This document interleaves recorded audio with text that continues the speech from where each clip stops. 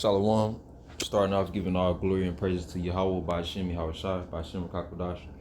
Double honors to the elders and apostles, the great millstone, GMS.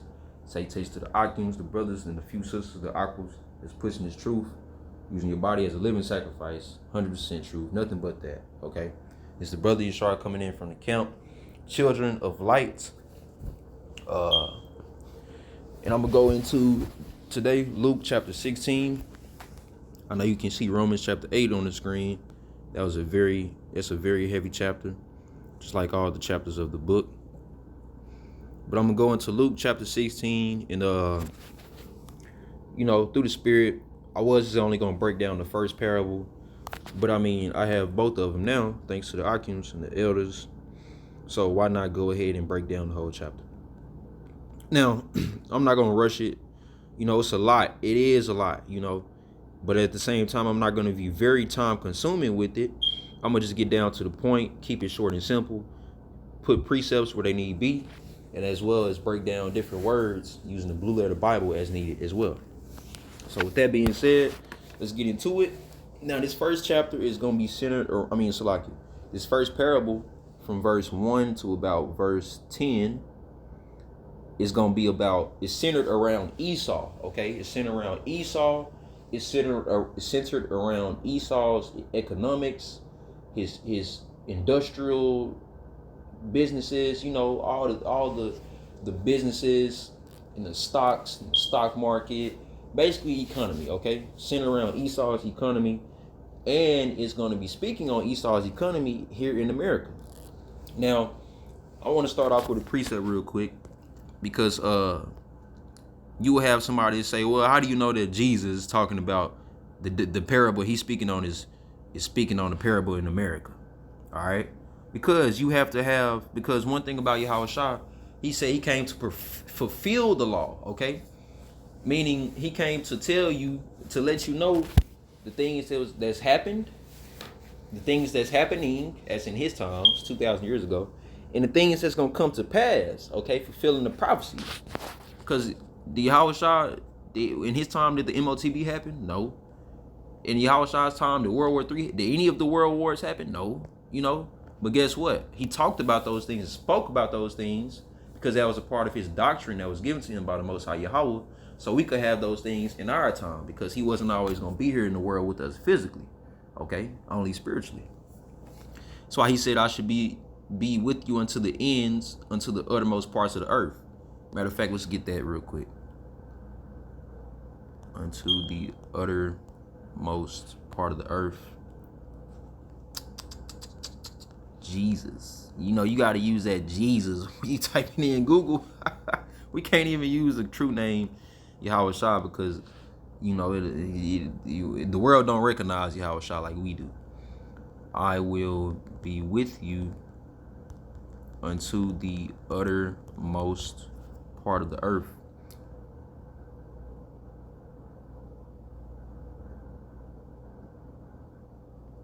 Okay, I was thinking it was somewhere else, but it seemed like it's one in Matthew. But I'll go with this one for time's sakes. Acts chapter 1 verse 8. Okay, it was this one.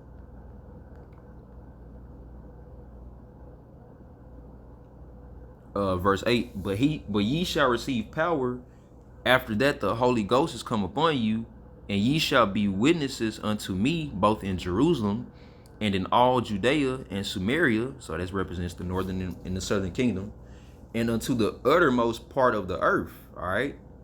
Now, where was the uttermost part of the earth back in the ancient times? Because remember, everything was mostly in the Middle East. All right, or centered around the Middle East. The uttermost part of the earth was the west. Okay. That's why the Yahushua said, behold, in that day, to paraphrase it, the Son of Man shall come from the east, his glory shining from the east to the west. To paraphrase it. But I just wanted to get that precept real quick. And there's one more precept. Let me see. Ye see, but see not. Jeremiah. This is why we don't deal, like the elders say, we don't have to deal with the Christians. We don't have to deal with the people of this world that just don't get it. Because why? Jeremiah 5:21, Hear now this, O foolish people, that's speaking on the Israelites, and without understanding, which have eyes and see not, which have ears and hear not. So some people, man, it don't matter how much you break it down to them and how many precepts you give them and definitions. What's the how it go? The definition of words. I forget, it's an A word. The elders are using it. I forgot how it go. But basically, man, you can give them all. You can give them this, that, in the world, and they still wouldn't understand the task at hand, the topic at hand. But that's why it's only for the elect. So without further ado, let's get into it. Luke 16, chapter 16, verse 1. And he said also unto his disciples, Yahushua, speaking to his 12, there was a certain rich man which had a steward, and the same was accused unto him that he wasted his goods. So what's the definition of a steward? Okay. It's already right here. Steward. Now, a steward is, in the Greek, oikonomos. Strong's G 3623, oikonomos. Oikonomos. All right. And basically, as you can see, the manager or household or of household affairs. But, okay, B, the manager of a farm or landed estate and overseer. So when I looked up, the regular English definition, I like this one actually better. It says, number 2, down here, right here, manage or look after another's property. Okay, so basically a steward, and your steward, your modern day stewards would be, I looked this up, company job titles from How to Low. So like in the company, you have the owner of the company, the CEO, the one who created the company, the president, however it goes. Then you will have, we'll start at the bottom. You will have the regular employee, which they call an associate, or an executive, like Israel, we always be the regular employees, the niggas on the float, right? And then you have the assistant manager, then you have the manager, then your senior manager, then your assistant vice president. So we know that Esau has levels to his businesses, all right? So a steward will basically be like a vice president, a chief executive officer, somebody that got rank and power, and that they have somebody over them, but they still have a very prominent position within that business, all right? And you see how I'm talking. You see how like I kind of sound like an Edomite right now. Why? Because motherfucker, the knowledge was given to us. We know the whole motherfucker. We know the kings matter, all right? Like Daniel said, we know the kings matter. So that's why we get to break it down and really bring it out like this, all right? But shit, I ain't nothing but a Israelite man. You know what I'm saying? I ain't taking no business class and law class, but I took the knowledge route. I took the Bible class. So verse 2. Oh, so like you started back at verse 1. And he said also unto his disciples, there was a rich man which had a steward. So a rich man had somebody that was looking over his property. And the same was accused unto him that he wasted his goods. And he called him and said unto him, how is it that I hear this of thee? Give an account of thy stewardship, for thou mayest be no longer steward. So he said, basically, I heard that you wasted my goods, that you lost money or you lost product. So explain yourself, because you might lose your job behind that. And how do we see that nowadays? These businesses, they have they quarterly meetings, they annual meetings, they invest in their return of investments, they ROIs. Okay, we spent this much in 6 months. This is how much we expect to bring back in a year, So basically he told his steward, go ahead, sit down and add up the numbers and see where you went wrong at. Verse 3.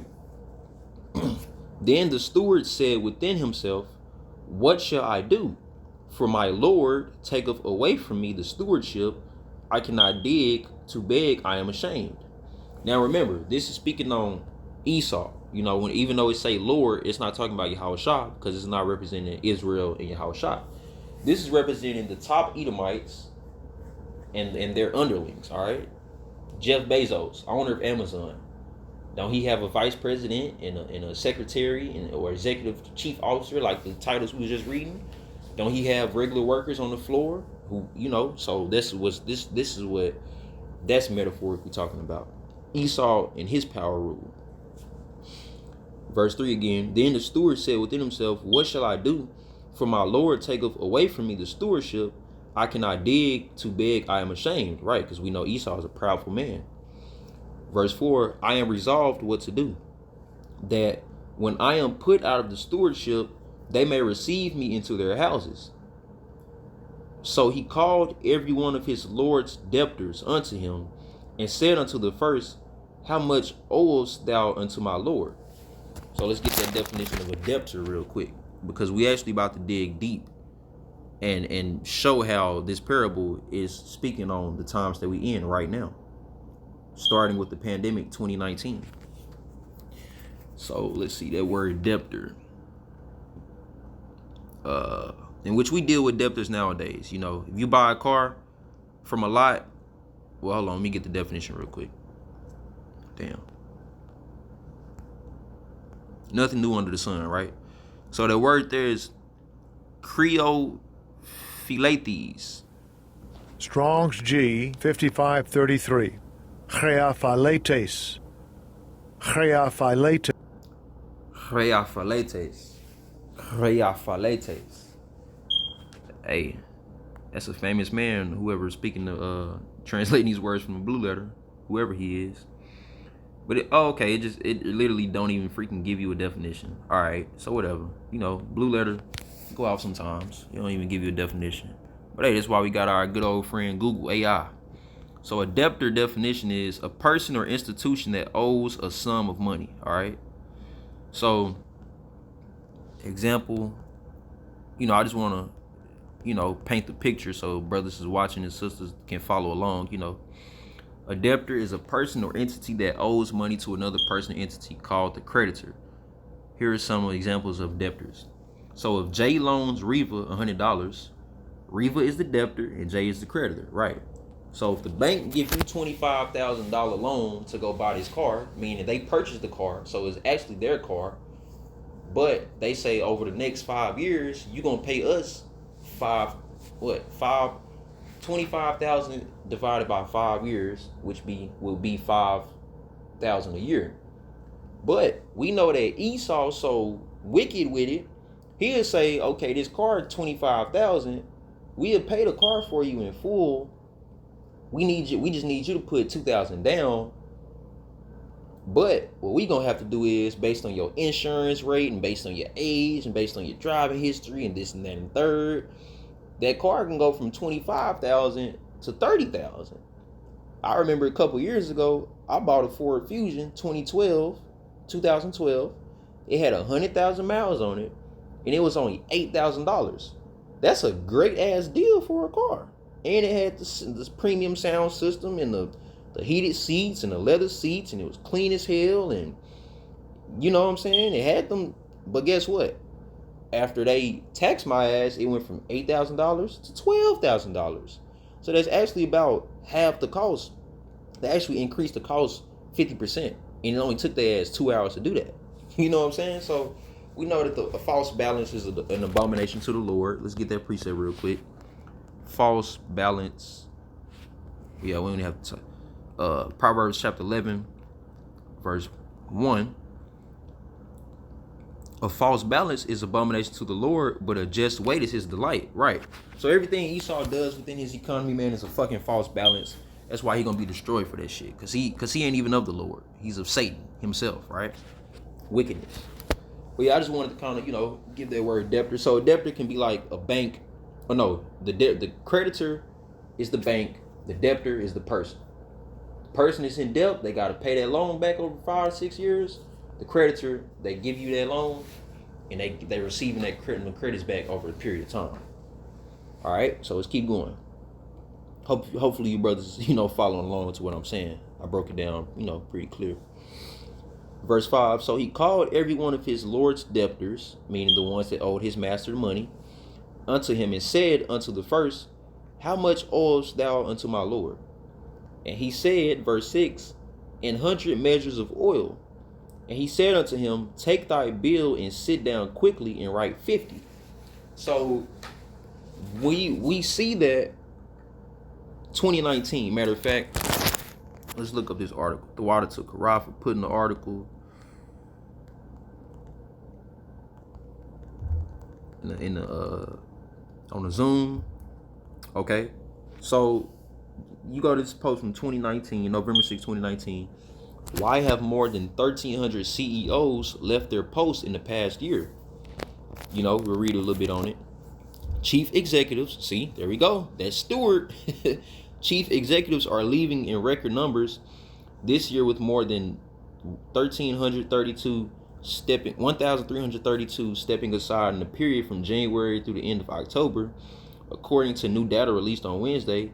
While it's not unusual to see CEOs fleeing in the middle of a recession, it is noteworthy to see such a rash of executives exit amidst robust corporate earnings and record stock market highs. Now, why did they do this? Because they knew that pandemic was coming of 2020. Remember, the elites of Esau is gonna keep together in cahoots because they run the world. The world ain't gonna see what's going on until they want you to see it. That's why everybody else is gonna be left behind, and the elites is gonna still be on top. All right, that's the as above, so below. So, with that being said, they knew that the pandemic was coming. They knew that business was gonna flourish. They knew that inflation was gonna happen. They knew that the jobs was gonna cut out. People wasn't gonna be able to just make ends meet like they used to, or go out like they used to. Remember, motherfuckers was fighting over fucking tissue. You know what I'm saying? And so everybody was trying to figure out how the fuck that they was gonna get theirs. Everybody wanted to start selling their own black-owned businesses and small businesses, support small businesses. Everybody wanted to. Then the PPP loans came out.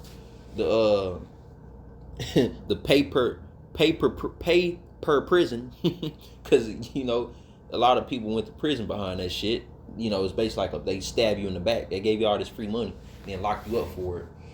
But everybody was trying to figure out how they was gonna get theirs, from the low class to the middle class. Meanwhile, the elites, they went ahead and sold their shares to get that large lump sum of money, in which a lot of them didn't do nothing but put a lot of that money into crypto, Bitcoin and shit. That's why it's so high right now, because they already knew that the economy was crashing. And 4 or 5 years later, to 2024, which we in now, about to be in 2025, we are actually seeing that the economy is still crashing. At a certain point, it seemed like things came back to normal, but as Trump narrows into office, we see that this economy is crashing even more. All right. So back to the parable. It says, verse 6, and he said, 100 measures of oil, and he said unto him, take thy bill and sit down quickly and write 50. Right. That's why you look at your stores, everything is at a discount. Everything is sold at discounts, or people getting laid off, so they laying a lot of people off, so they ain't got to pay the people. Because if your store ain't making money, then what's the sense of having all these employees that you still got to pay? You losing money, not making money. That's not the point of a business. All right, you're not receiving no return of investment. So, verse 7, then said he to another, and how much owest thou? And he said, 100 measures of wheat. And he said unto him, take thy bill and write 80. Now 80 equals 20. Salakia. 1 score equals 20. So 80 will be 80. 20, 40, 60, 80. All right. So if you want to write that in your book, 1 score equals 20, 4 equals 80. And 5 score would equal what? 100. So however many scores you got, however many numbers you got behind that score, just multiply it. You got 3 scores, multiply 3 times 20, that's 60. So basically told him, you owe him 100 measures of wheat. Look, just give my master $80, 80 measures of wheat, and you good. Because we already know, due to this economy, you ain't even finna be able to pay him that 100 measures back. Because you ain't making no money. So just go ahead, give him what you can, and we'll clear your debt. So, okay, bet. So verse 8, and the Lord commended the unjust steward, remember that Lord is Esau, because he had done wisely. For the children of this world in their generation, are in their generation wiser than the children of light. Who are the children of light? Israelites. That's why we got the camp name, Children of Light. Who are the children of this world? Come on now. Edomites. Don't they have the blessings of this world? Going back to the blessing Isaac gave Esau in Genesis. All right. Verse 9, and I say unto you, uh, but yeah, well, real quick, just from verse 1 to 8. So yeah, that whole thing was about Esau's economics. Esau knowing that, his time, because think about it, Yahweh Shai control the world. Yahweh Bashem Yahweh Shai. So Yahweh Shai is actually having it to where Esau's kingdom is failing. And Esau know this.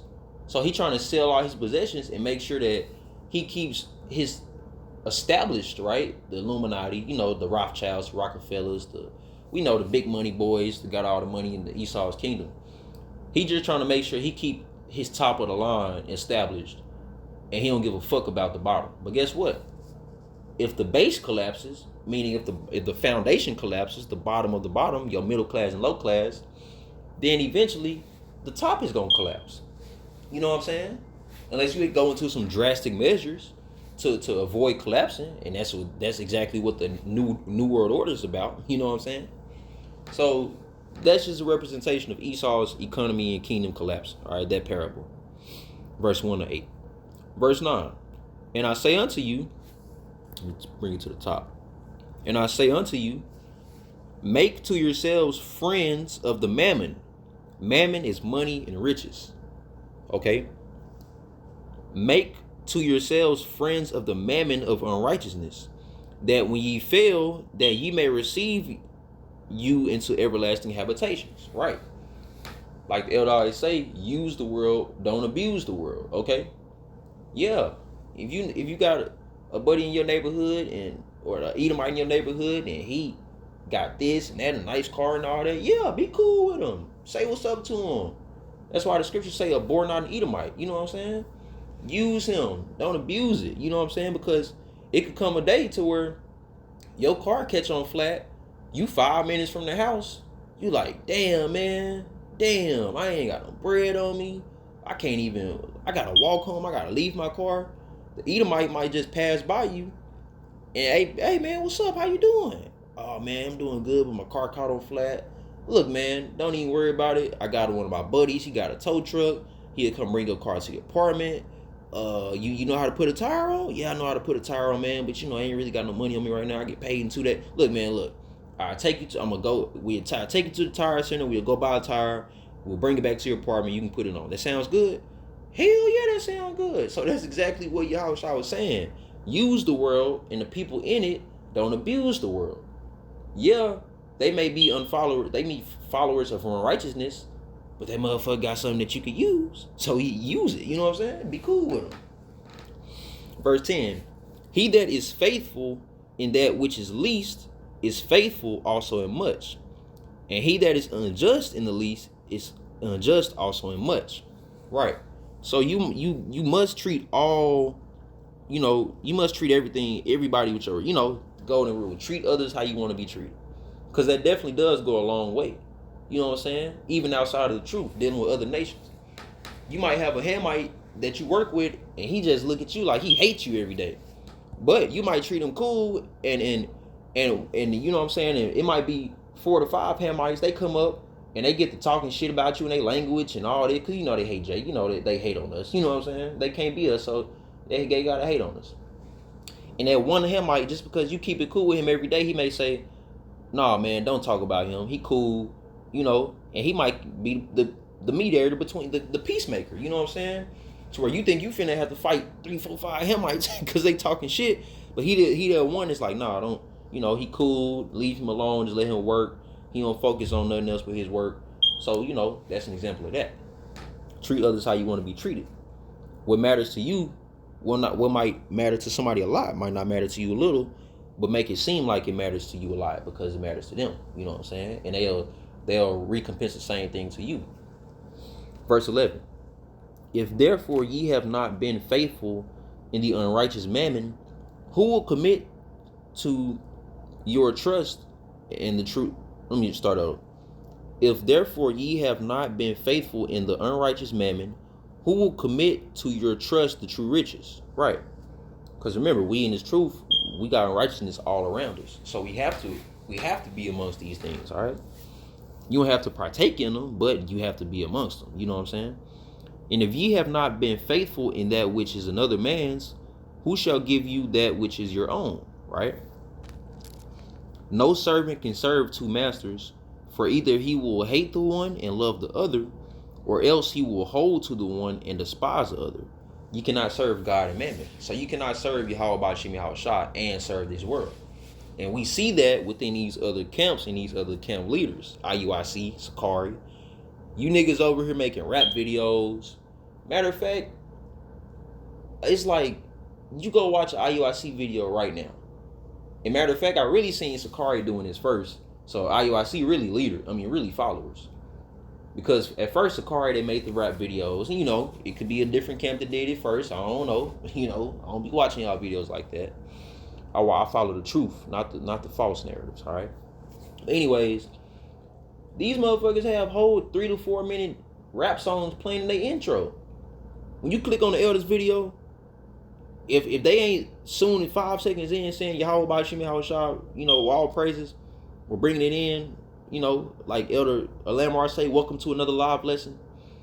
If it ain't that with the first 10 seconds, it's gonna be that within the first 30 seconds. You see Elder Gabar, he grabbing his book, he on the couch, he, you know, setting his stuff up, he ready. So why these other camps sitting here with these 3 to 5 minute videos? In the name of God, I was saved. 400 years, I was a slave in captivity, waiting on the Lord to deliver me. Like, bro, just play the video and get to the scriptures. Y'all went out there rapping, having rap battles. Hey, disciples, we've been going all hard this week in the truth, so this tomorrow we go out, we gonna make a rap song in the name of the Most High. No, bro, that wasn't a part of the doctrine. All right. So I said all that to say, back to verse 12. Oh no, Salakia, verse 13. You can't serve God and the world. It's just not gonna work. Either you gonna say fuck the world and serve the Most High Yahweh Bashim Yahushua, or either you gonna say, which I ain't saying it, I'm just saying, you know, it's how niggas say it. Or you either gonna say F the Lord, and I'm gonna do what I want to do in the world, and he gonna smoke your ass for that. He gonna get on your ass for that. It's over with. So verse 14, you know what, honestly, it's 30 verses, 31 verses. I'm gonna do a part 2 to this video because I don't want to prolong it. You know, 30 minutes, I feel like that's a good, you know, good time. I don't want to make it too long because I know, you know, brothers will, you know, much study and make of the man weary. So yeah, I'm gonna break this up. And I'm gonna finish the second part later. Let's see. Matter of fact, let me read a little bit.